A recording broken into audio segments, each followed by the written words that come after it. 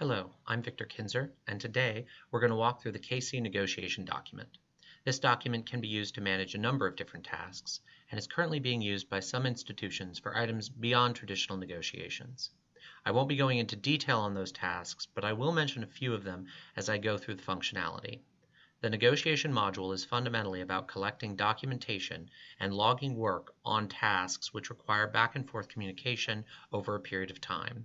It is often used to create a record so that negotiation on a document can continue in the case that a particular negotiator is out of the office or tasks need to be reassigned to manage workload. It is also useful for collecting performance metrics based on the dates of certain activities. So here we are, we're in the Qualicoius portal, and I'm going to go ahead and just jump in and create a new negotiation. So we see here at the top this document overview, which is consistent with pretty much all Koali documents. So we're going to go ahead and add a description. So we have that information in there. And now I just want to talk about kind of the basic negotiation document elements. So here we have negotiation status. There is some functionality that is driven by this particular data point. And it's parameterized in the system, so you can control what the status names are and which statuses will prompt certain behavior. When you mark something as complete, certain actions are taken mostly related to auto-completing the negotiation end date, which is used for reporting, and then sending out a notification to let people know that negotiation on that item is finished. I've seen schools that use several different sorts of negotiation statuses here, but really complete, in progress, and suspended are kind of the standard ones. The other option is you can put one in such as withdrawn or closed, which indicates that there's no more action on the record, but it wasn't completed. For a lot of schools, they want to differentiate between completed and will not be completed. And suspended isn't quite definitive enough for that. So the next data point is the negotiator.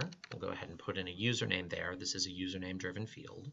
And this is what it seems like, the negotiator, the person that owns this record.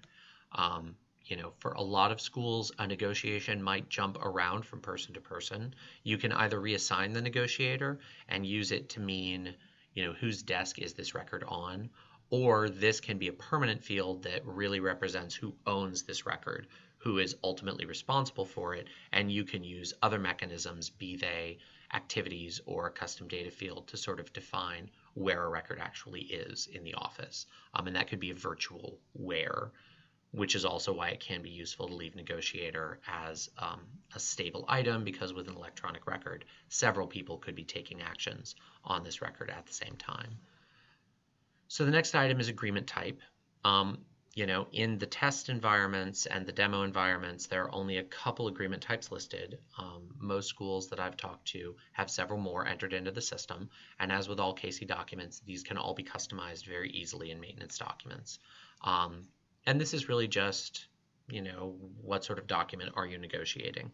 Depending on how expansively you use negotiation, this list could either be very short or very long, as will become evident in a little bit. So next, I want to talk about negotiation dates. The system will automatically fill in your negotiation start date based on when you initiate your negotiation. The end date you will see is grayed out. I'm going to go ahead and say that I started this at the beginning of the month, and that's just to sort of simulate the closeout process when I get to that point, and you'll see that this end date will automatically be filled in. You can see that I can make corrections. If you started on something, but you didn't have time to go in and create the negotiation record, maybe you had a phone call, initiated, responded to an email while you were out of the office, or right before you had to run, you made a note for yourself that, I need to do a negotiation, but you don't get around to it to the next day or the day after, you can backdate to when the activity really started, and that is very important. The next field I want to talk about, negotiation agent days, is just a calculation based off negotiation start and end date. So that's pretty straightforward, and it just lets you know how long has this been going on. You'll see that still says 0. That says 0 because even though I've changed this date, I do need to save before it updates. I will reach that point after I've filled in a couple more fields. Next is anticipated award date. This can be used a couple different ways. It is most commonly used for just what would be the start date of this negotiation. If you have an award and it starts in 2 weeks, based on the text of the award, you would want to put that there, and that could serve as a deadline of sorts. Obviously, you want to have everything in place and executed in time to make use of the award. But there are some schools that use this in different ways. Some schools want a really hard and fast deadline date, and so they use this that way. So we're going to go ahead and come back here and just put in standard research agreement, and we'll say the anticipated award date on this will be April 6th. So we have some sense of what that looks like. The next field I just want to touch on very briefly is document folder. This field dates back to COIUS, and it's really about a time before you could attach files to negotiation. So this field was added so schools that had their files located elsewhere could put the path to those files in, and you could come in here and then move the file path into your file browser and get to whatever the appropriate records were, the actual drafts and email communications that you'd saved, etc., related to this negotiation. Even in COIUS now, you can attach files, so this record doesn't serve a huge purpose, although it can be nice in the case of data conversion if you can't convert all of your files directly into KC, because that is a very difficult task. You can use this for archival records, or just converted records, so that you can still reference those files in a file system. That is what it's there for. If you start out fresh using the system and don't convert data, you probably won't need to use that field. So the next thing, and after this next item we will be able to save, is negotiation association type. So this is a point I kind of want to spend some time on, because in COIUS you could only associate a negotiation with an institutional proposal or a proposal log. That meant you had to create a proposal before you could create a negotiation. For several schools, this is the primary purpose of proposal log. In Kuali COIUS, you can associate a negotiation with an award, a subaward, or you can have a standalone none negotiation, especially for items that are non-funded that maybe your school doesn't want to track in the proposal system, MTAs, NDAs, things like that. Some schools will track that in their proposal system, but some schools would rather not. That process really varies. This opens up the option to remove some steps from that logging process. You can just go directly to none and enter your information. We're going to go ahead and go to none for this, and that way you can see this update. There is one point that I do want to make here. We have several different fields, and when you do none, you get every field in the system that can be used for any of these association types, and that's because you're not really sure how the system is going to be used. We have a place for subaward, organization, as well as sponsor and prime sponsor. This can get a little bit confusing if you as an institution know that when you do a none association, it's never going to be a subaward, because you're using the subaward module. You want all of those to be associated with subawards. You may need to, work out that data process with your staff. Similarly, you may use none for several different types. You may want a negotiation on a subaward to happen here before there is a subaward document, and to have that done and executed before you go and populate the subaward module. So this is an area where you definitely want to work through what does your workflow look like, what's your order of operations and steps, because that will inform how you use this particular field. I do want to quickly jump over. We're going to do an institutional proposal search. It asks me, do I want to change, because I'll lose any data I've entered. I haven't entered any data, so it's not a problem, but it is good that the system checks that. We're going to go ahead and do a search. I'm just going to do an open search, as this is a limited environment. And I want to link this with an IP just to show you what that looks like. So you can see now a couple things. One, this is a read-only record because I'm linked to a record. So these fields are all pulling in from what I linked. But there are a couple other things. You'll notice that I still have this subaward organization, requisitioner name, and now I have a requisitioner unit. This is something that's used in a subaward association. It's not used in none because you have lead unit, and that would be redundant for manual entry. But really winnowing down this list so it only shows the fields that are appropriate to the association type you've made is still something that needs to be done in the system. So you'll want to be aware of that and train your staff accordingly. If I were to associate this with a subaward, I would get very different fields. Another thing that I do want to point out that is a little bit of an oddity, admin person is in these negotiation attributes. This is not tied to any association type. This data doesn't pull in from IPs, proposal logs, awards, or subawards, but it's still here and it still locks down when you make that association.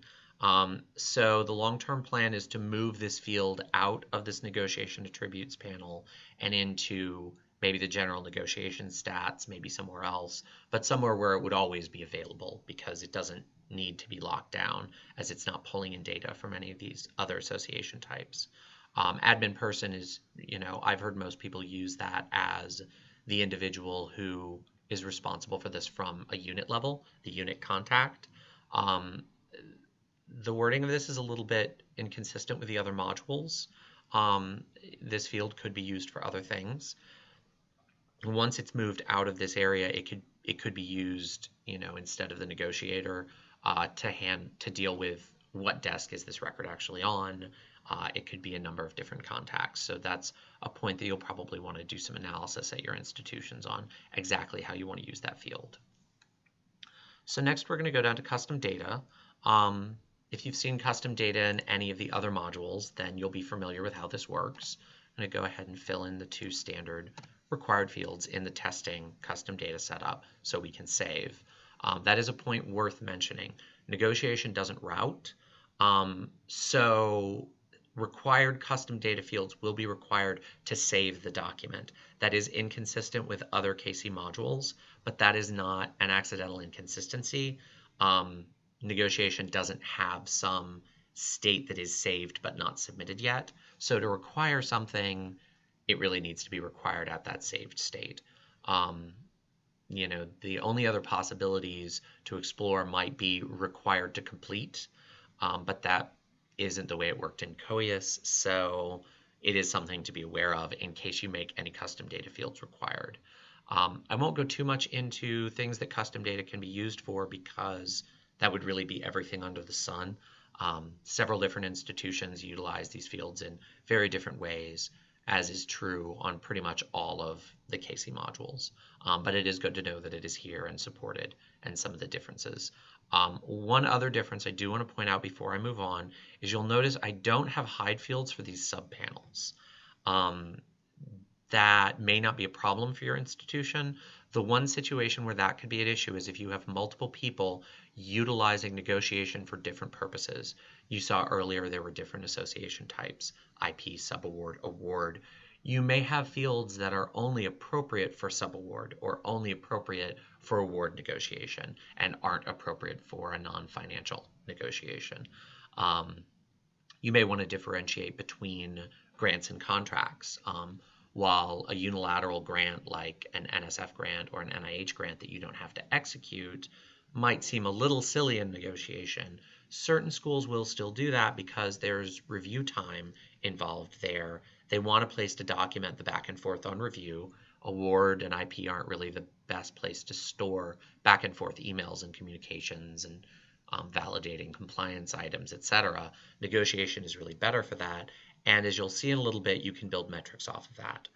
Certainly not every school utilizes the module that way, but it's a possible use. So if you have many different uses for negotiation, you'll probably end up building multiple custom data panels, and not being able to hide the ones that don't apply to that particular record can be a little confusing for staff. So again, a training point, something to consider. We'll go ahead and close the custom data panel. And now we'll get down to activities and attachments. And this is really the meat of negotiation.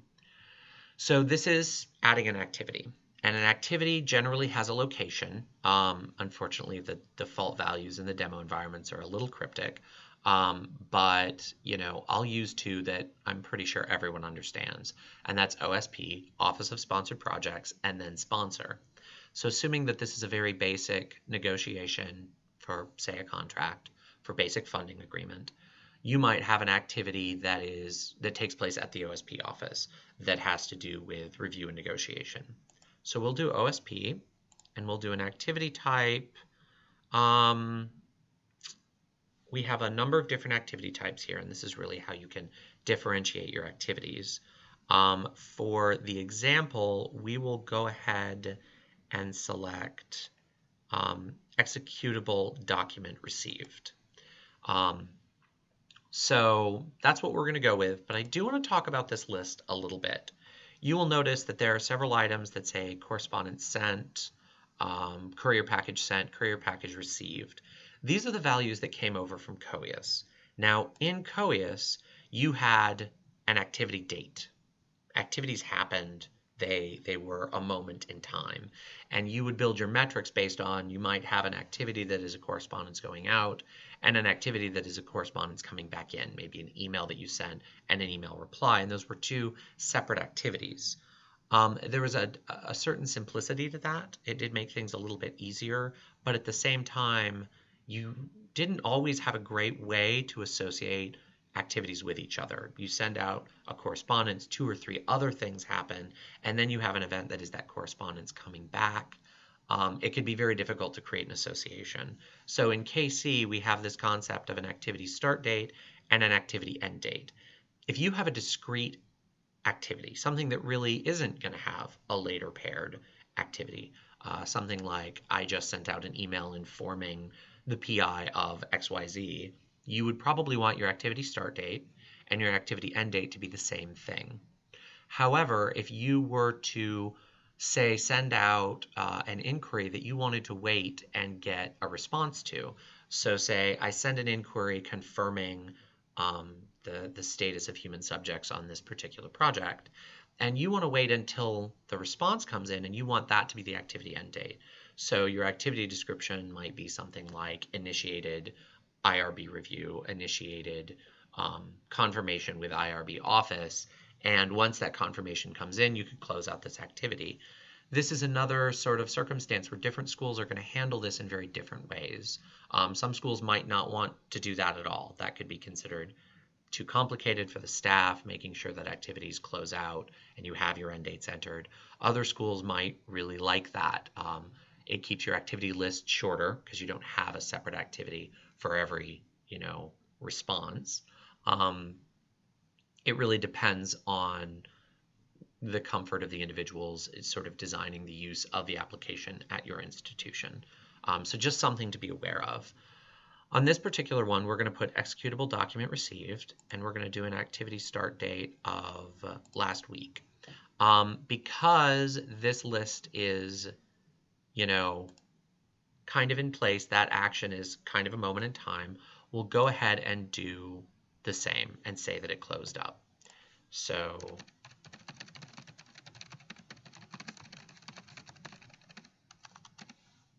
we received the initial agreement from the sponsor.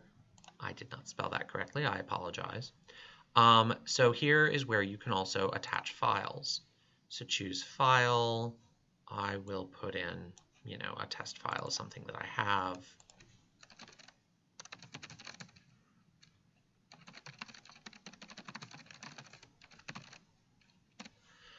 So now I need to hit Add. Now this is something to keep in mind. That activity has not been added. That attachment hasn't even been added.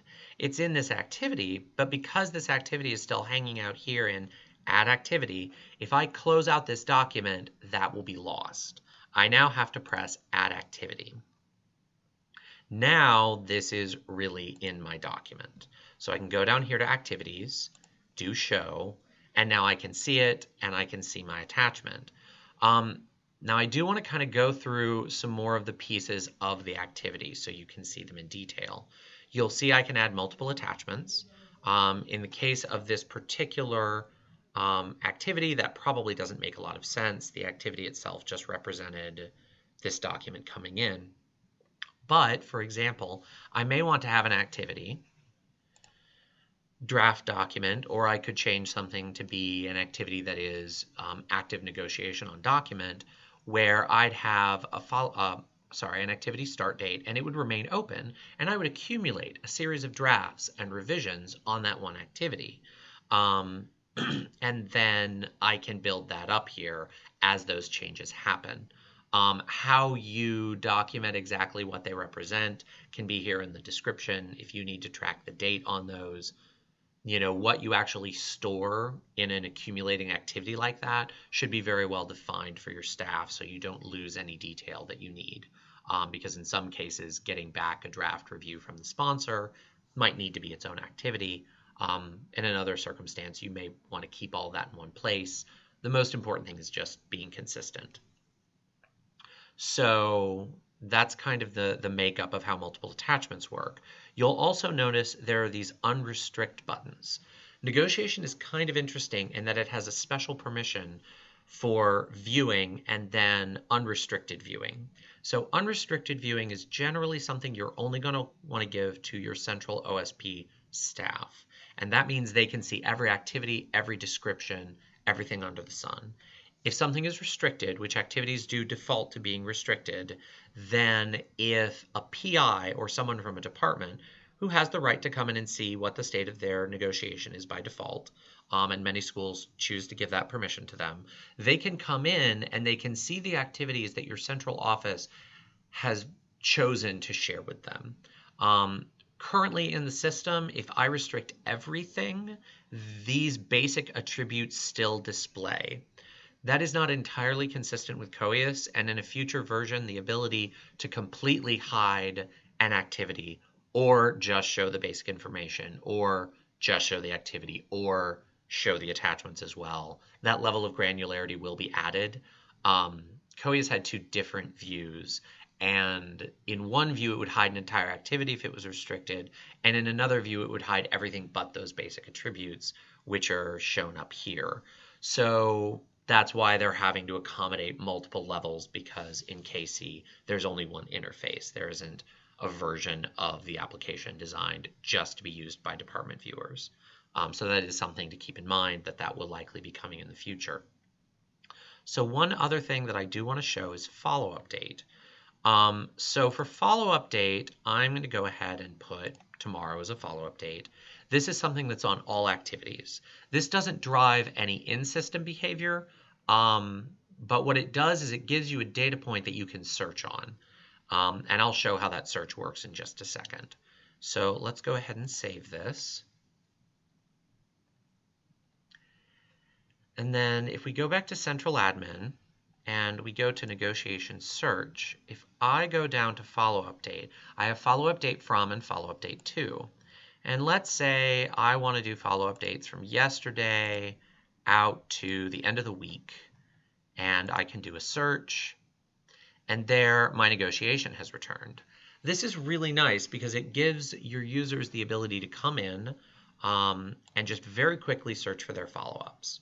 So to flesh this search out a little bit, if I had put in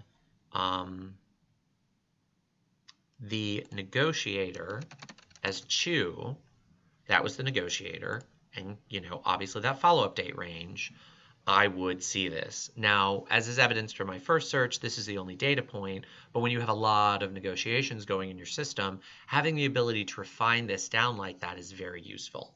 And then I can just click open, and now I'm in my negotiation again, and I can go down to my activities and see, okay, I have this activity, and there's this follow-up date. Ideally, I would have something in activity description or maybe an attachment description indicating what follow-up do I need to take. This isn't really a hard and fast, standard expected to be used one way piece of functionality. This is really meant for something that different schools can leverage in different ways. So next I'm going to go through some remaining areas pretty quickly. Activity location history, we can see what my activity was. This would sort of flesh out as I began to build more and more activities, and this history would begin to display. I can also go to all attachments. The nice thing about this is if I have 5, 6, 7 different activities and I have 2 attachments on one and 3 attachments on another, an activity with no attachments, 1 attachment on my last activity, it can become very cumbersome to sort of look through those and find what you're looking for, but you have this all attachments section that lets you go to it and quickly scan and find what you're looking for. The last thing I want to show you, and it won't display any data now, is the notifications panel. In a little bit, I can come back and show you the notifications panel in more detail once I actually close this out and we get our completion notification.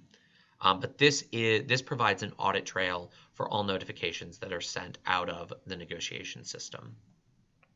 So finally, we're going to jump down to Medusa. And as you can see, there are quite a few associations with the IP that I linked to. It's part of a larger complicated project. Because Medusa builds out that full view of associations, I can see here immediately there were some other negotiations that happened.